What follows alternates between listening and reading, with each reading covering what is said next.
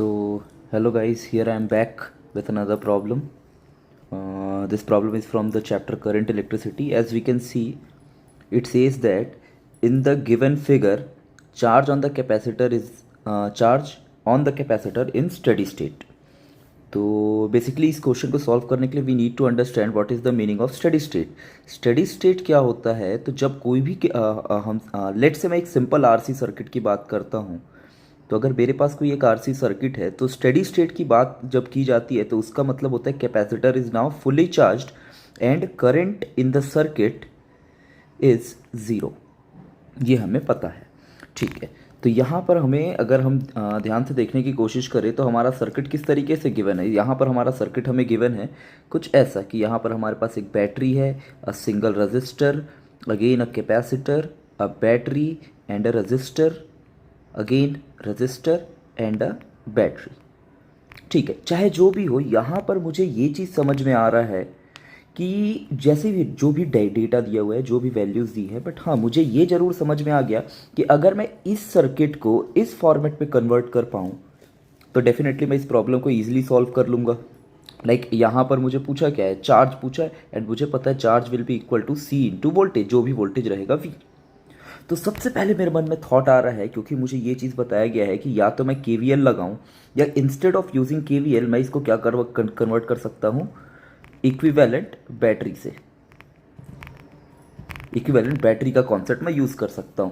तो अगर मैं थोड़ा सा ध्यान से देखूं तो यहाँ पर मेरे पास दो फॉर्मेट्स हैं. एक है ये, इसमें बैटरी रजिस्टर, और एक है ये, इसमें बैटरी रजिस्टर. एंड दोनों की जो पोलैरिटीज़ है वो मैं क्लियरली देख सकता हूँ सेम डायरेक्शन में है. तो I can use the formula, I can simply use the formula of E equivalent. E equivalent हमें पता है क्या होता है, E1/R1 plus E2/R2 by 1/R1 plus 1/R2. मैंने दो इसलिए लिखा है because we have two branches.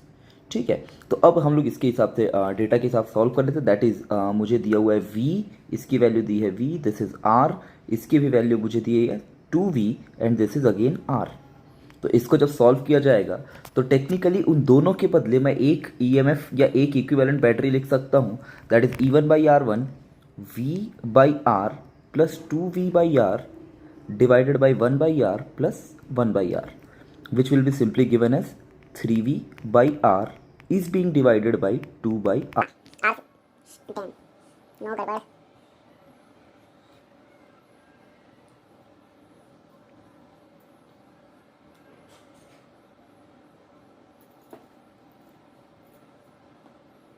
Cancel हो जाएगा.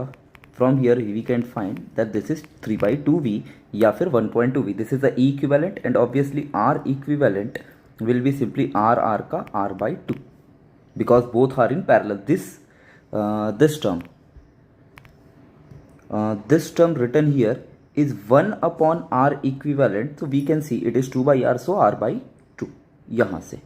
ठीक है, तो ये वाला चीज़ हमारा सॉल्व हो गया. जैसे ये वाली चीज़ प्रॉब्लम सॉल्व हुई, नाउ आई कैन सी कि मेरा जो सर्किट है that circuit will be simply look like I have a battery of 3/2V, I have a resistor R/2 which is being connected to a capacitor C and a battery. The voltage of battery is given as V/4. This is simply V/4 and resistor, its value was R.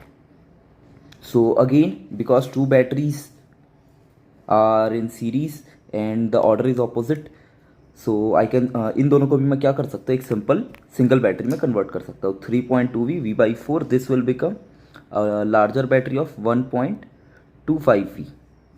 R/2 and R will become 3R/2 and now I have only a capacitor.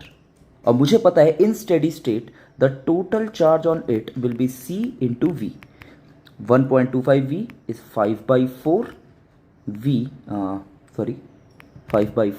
CV.